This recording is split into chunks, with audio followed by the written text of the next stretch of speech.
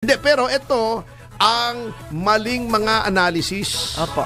Kasi sabi ng ating kaibigan na si Attorney Larry Gadon, na ito, sabi niya, and I quote, sabi niya, isang malaking pagkakamali kay Senator Amy Marcos na magpa-endorse siya kay VP Inday Sara.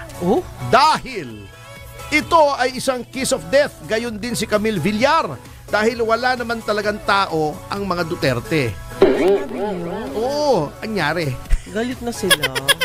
Mukhang this statement did not age well. Ayun. Kumbaga, sabi ng mga di ba? Sabi ng mga millennials, this did not age well. Marami pa lang tao kasi na number one. Si Bongo, Napunta 6 million ang dumagdag from yung unang takbo niya. 20 million siya. Ngayon, 26 million. 26 million. Biro mong dagdag yun, no? Sayang na may kaibigan Si Bato, tumaas ang rating. Di ba? Opo. Oh. Kasi di ba, 2022, Opo. nanalo si Pangulong Marcos. Opo. 2025 ngayon, tinitignan noong nasa administrasyon kung mananalo yung kanyang mga kandidato o karamihan, Opo. ay ibig sabihin approve siya. Oo, sa mga tao. Pag hindi nanalo, hindi siya approve. Nung mukhang maraming mananalo, mukhang 8 yung alyansa. Oo nga. Paano yun? Sabi nila, hindi, referendum yan. Ngayon, paano ngayon? Bingo. Hindi nanalong majority. Yun lang. At the most, 5, di ba? Opo. Sino-sino bang yung Yamado. lakas? Ayan.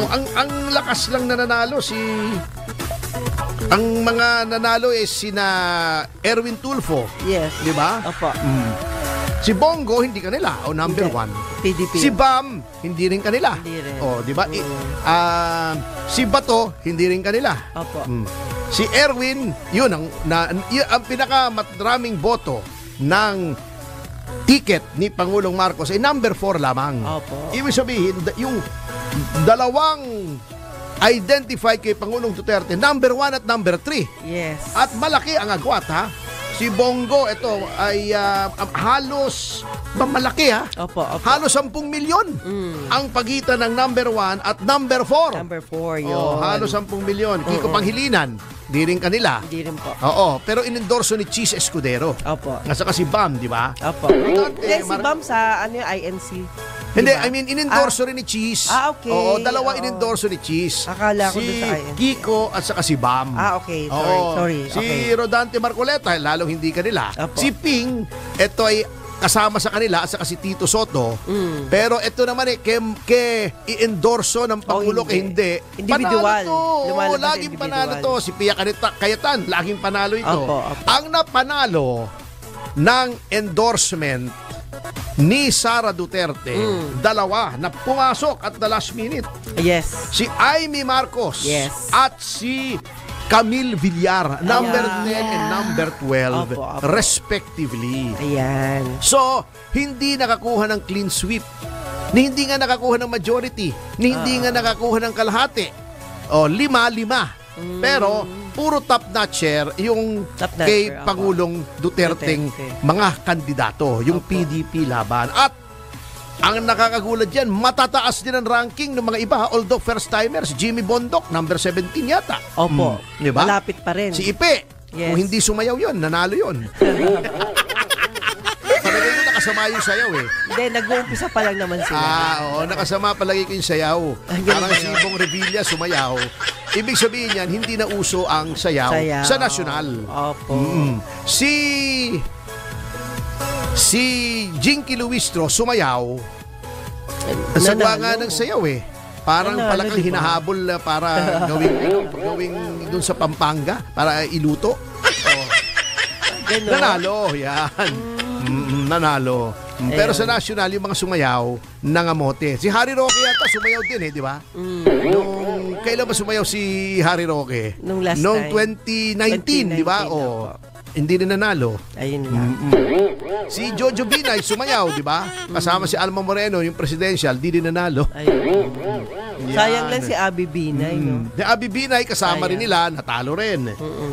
Si Bong Revilla, natalo rin. Opo. Si Juan Nangamote, number 24. malayo Si na. Tolentino. Naputol yung kanyang paninilbihan. Oh. Ito, sayang din. Si Benhar Abalos, ganun din. Opo. Anong nangyari sa kanya? Abalost. Abalost. Ayan. Aba, natalo. Aba, talo. Abalost. Oo. Pero siyempre dapat kahit na mawala sila sa linya ng politika, tumulong pa rin sila. Oo. Hindi, pero ito ang maling mga analysis. Opo. Kasi sabi ng ating kaibigan na si Attorney Larry Gadon, ito, sabi niya, and I quote, sabi niya, isang malaking pagkakamali kay Senator Amy Marcos na magpa-endorse siya kay VP Inday Sara. Oh?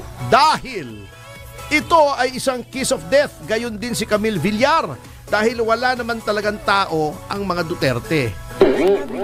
Oo, anyari. Galit na sila. Mukhang Bumaliktad.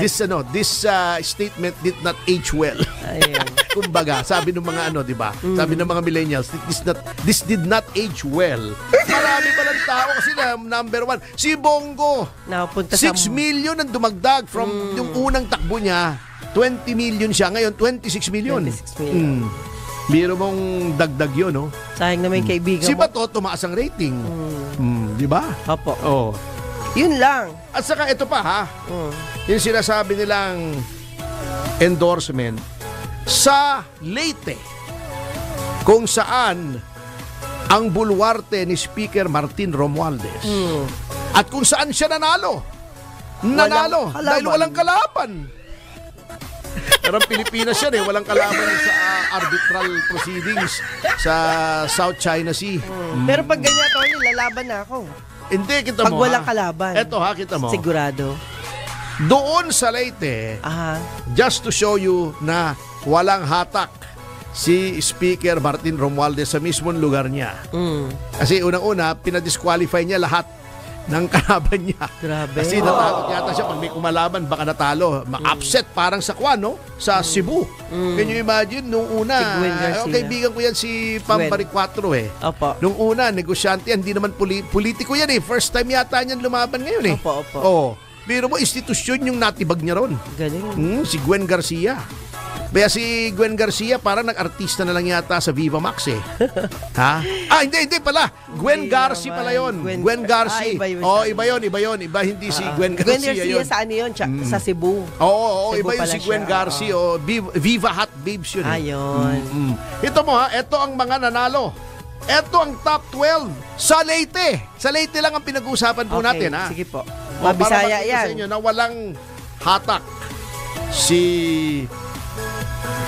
Speaker Martin. Walang Ito hatak. mga nanalo. Hindi, di ba, syempre, Pero nanalo. expected ang ikakampanya na noon at dapat naipanalo niya. Kung siya ay magaling na leader, ay buong alyansa. Oo. Di ba? Yung Pero grupo niya ito, talaga. ito. Number 1 pa rin sa Leyte, si Bongo. Di ba? Identify kay Duterte. Opo. Wala mo kung sino number 2. Sa Leyte, Leyte. Si Bato de la Rosa. Centrum Silver Advance for age 50 plus. Para feeling Duterte pa rin. Nakasingit si Bam Aquino. Yes. Pero number 4, di ba? Magkagalit sila ni Amy. Number 4 pa rin si Amy sa Leyte. Di ba? Number 5 si Dan Margoleta. Number 6 si Erwin Tulfo. So sa top 6, ang kandidato lang niya na pumasok ay si Erwin Tulfo, number 6 pa. Di ba? Number 7, Tito Soto, yan, alyansa. Number 8, Camille Villar, inendorso ni Sara. Dati yan, matatalo na Opo. Inendorso ni Sara, nanalo. Di ba? Number 9, Ping Lacson. Number 9 lang si Ping, alyansa. Number 10 lang si Benhar. Number 11 pa si Jimmy Bondoc, first timer, Wow. Mas marami pang boto ni Jimmy Bondoc sa Leyte kaysa kay Pia Cayetano. Di ba? Opo. Ibig sabihin, walang hatak. Si Spekir. Wala siyang hinatak. Walang Sayang. hinatak. Ewan ko yung batak, iba naman yun. Pero wala akong sinasabi, Wala akong sinasabi.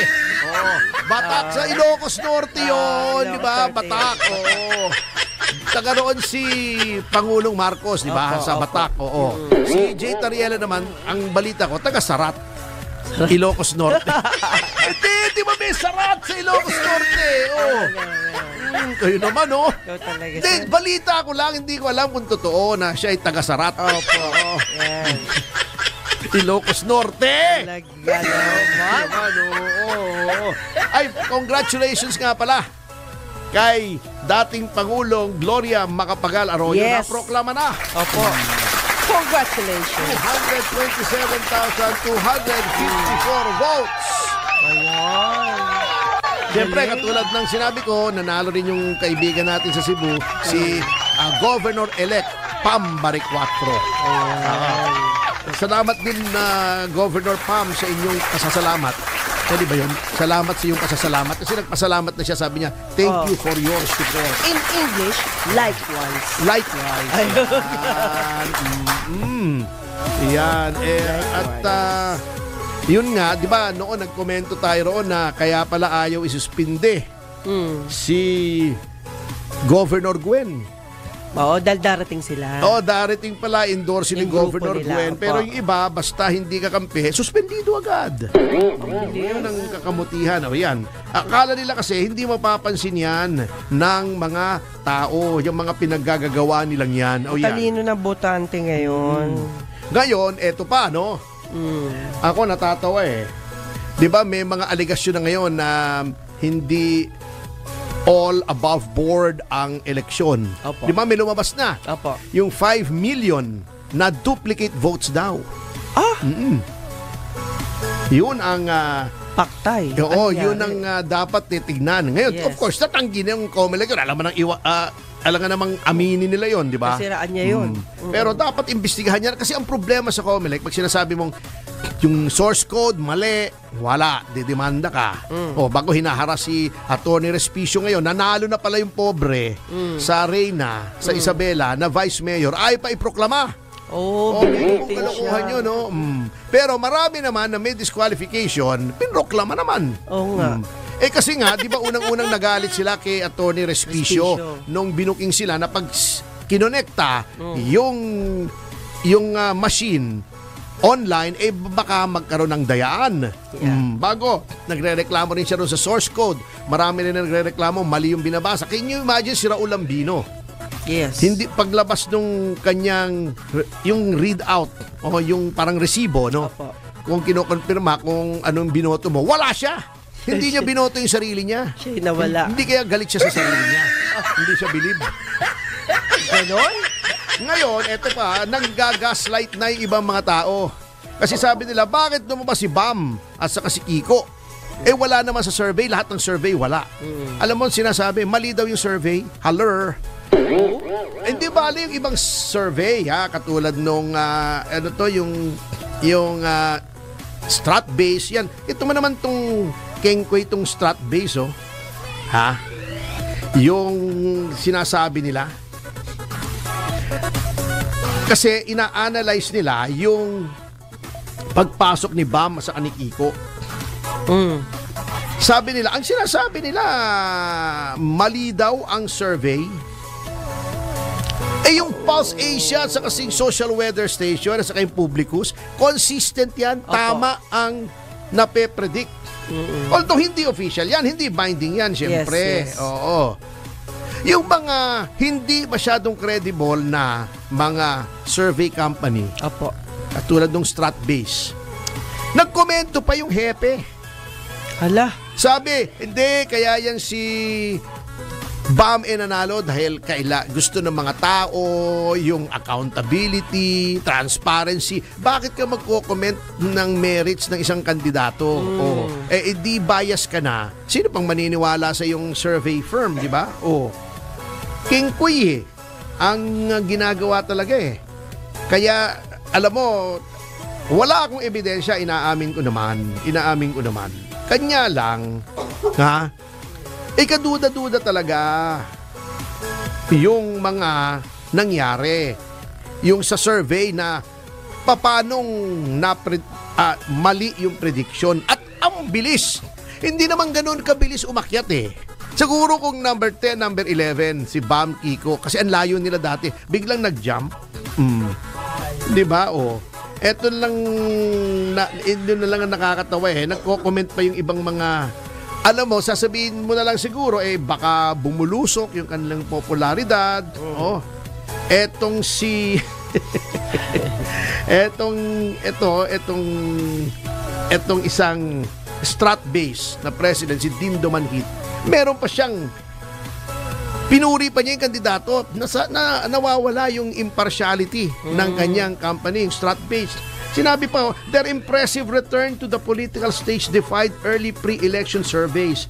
And their resurgence carries a powerful message from the Filipino people, a renewed demand for accountability, human rights, and reform-oriented leadership. Paano mo nasabi yun? Naghaka-haka si Manhit ano? Kengkoy? Baka A1 yan. A1, ewan ko sa kanya. Wala namang, hindi ng message, napaka-complex yung message para malaman mo ng survey lang na nanalo. Ang klarong message ay yung pagkapanalo. Very strong showing ng mga kandidato na either identified kay Pangulong Duterte at pagkatalo nung mga taong umapi kay Pangulong Duterte katulad ni Benny Abante. Di ba? Natalo. Di ba? Tawag daw dyan Yung riders, yung one rider. Ang laki ng nabawas ng boto. Kawawa yun, sayang. Yung Gabriela, ang laki ng nabawas na boto. Ewan ko kung papasok. Yung kabataan, sa mga left-leaning na mga grupo, isa lang ang maraming boto, yung Akbayan lamang. Bago, pangalawa, eto namang Duterte Youth, dalawang eleksyon na ito, ay isang representative. Ngayon, number 2, 3 seats. Galing. Yung Duterte Youth, dahil tagapagtanggol to ni Pangulong Duterte. Yun ang reading na, yun ang very clear na message. Hindi komplikado. The message is clear. Kung ikaw ay kaalyado ni Pangulong Duterte, maraming bumoto sa'yo. Kung ikaw ay kalaban, hindi ka iboboto. Yan. Yun ang clear. Etong mga ganitong napaka-complex. Ito, meron pa. Kala mo press release itong si Manhit Kala mo siya yung PR nitong sina Aquino at Pangilinan, Sabi pa, former Senator Aquino and Pangilinan, long recognized for their unwavering advocacy for transparency, good governance, and social justice, offered clear and resonant platforms that address the pressing needs of the electorate. Nag-a-apply pa lang. Paano mo nalaman sa survey lang? Ganun ka-complex? Galing mo naman Manhit. Ba't di ka nalang mag-PR ng oposisyon? Naman, survey ka pa King Kuike. Makunwari ka pa aminin mo na kasi na pro-opposition ka. Yun lang. Yun na lang.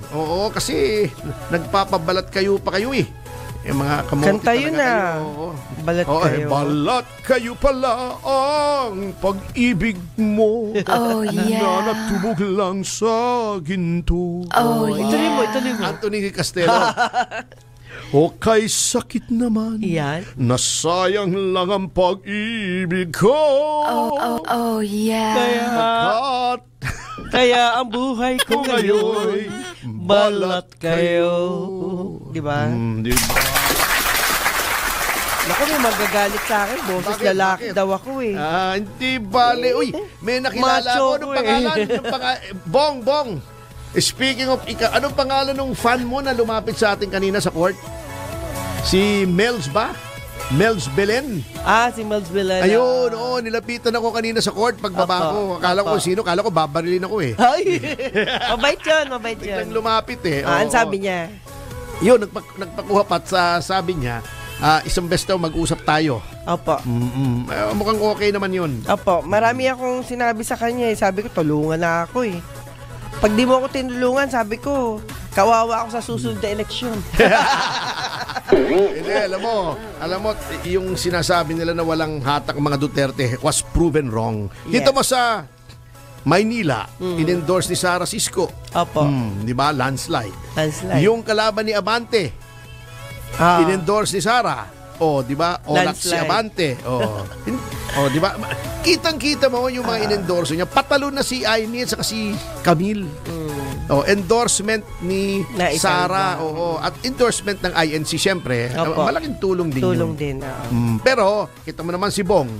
Kahit in-endorse, di ba? Natalo rin. Sayang. Artista daw Ibig kasi. sabihin, wala na talagang gusto sa kanya sapagkat ayaw kasi ng mga tao yung kung saan ang ihip ng hangin ay doon ka. Opo. O, di ba dating pangulo yan ng lakas? Opo. O, bago pumunta ron sa, dati, ano yan di ba? Assessment mo lang yan, No. syempre. Ay, syempre, assessment. At saka siguro, yung issue nung hindi niya ibinalik, yung 124 million. Yun. Siguro, Inaalala mo siguro, popogi siya ulit kapag binalik niya yun. Sa susunod. Di ba? Yes. Oo. Pero balik niya na ngayon. Sana. Pakiusapan natin. Hindi, dapat naman ibalik niya Baka nakalimutan lang, sir. katakot-takot ng paalala na Grabe. businahan nga natin. Opo. Kasi di ba yung jingle niya busina? Di businahan natin. Tot, tot, tot, tot, Oh, sikat tot, yun, diba? ha? Di ba? Sikat yung busina na yun. Kaya ang nanalo, ang binoto hindi si Pero, Revilla attorney, what ang binoto si Busina. Kaya natalo. Pero, attorney, pwede pa bang isauli yun if in case? Well, dapat pinapasauli nga Ibang ibang Kahit na, Kahit na. anytime yun. Ah, Anyway, pag babalikan natin yung issue yan sa pagbabalik ng Yes, Yo, Topacio!